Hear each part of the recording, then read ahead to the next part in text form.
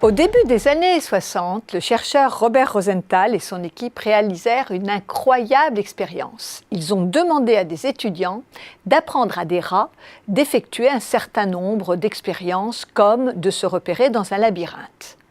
Seulement, ils ont affirmé à certains étudiants que le rat qui leur avait été assigné était un rat d'une intelligence exceptionnelle, alors que d'autres étudiants étaient censés avoir un rat très ordinaire. Dans la réalité, les rats étaient tous les mêmes et avaient été répartis complètement au hasard. Mais le résultat de cette expérience fut absolument étonnant.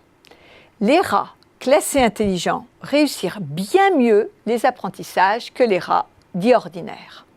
Cet effet a été appelé effet Pygmalion, en référence à l'histoire de ce héros de la mythologie grecque.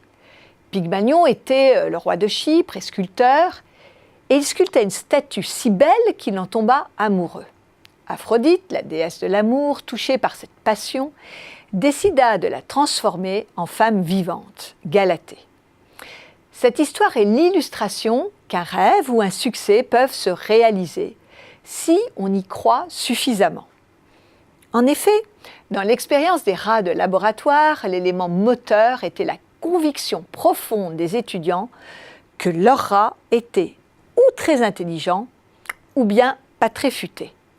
Cette conviction a provoqué chez eux des comportements spécifiques et différenciés.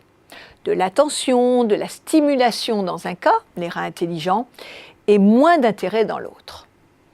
Mais l'effet Pygmalion ne se limite pas aux rats ou aux légendes grecques. Il s'applique aussi aux hommes et aux femmes. C'est ainsi que le regard qu'on va porter sur un collaborateur ou un élève va, de la même façon, provoquer des comportements différenciés.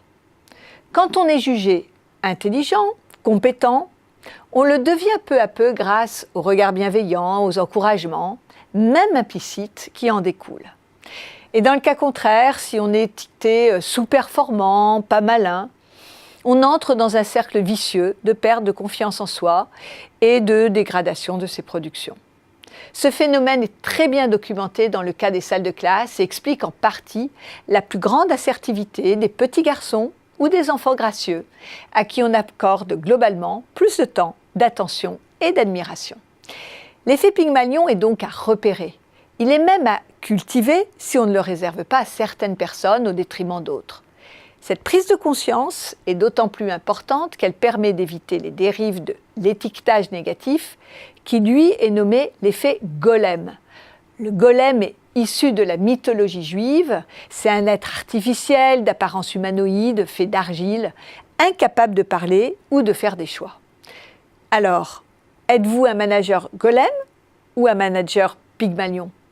Encouragez-vous vos collaborateurs pour qu'ils donnent le meilleur d'eux-mêmes et montent en compétences, ou bien êtes-vous un manager golem qui bride les initiatives et critique sans jamais féliciter ? On peut d'ailleurs s'appliquer à soi-même cette prophétie auto-réalisatrice. Croire en soi, croire en ses projets, augmente les chances de les voir se réaliser. Ça vaut le coup d'essayer.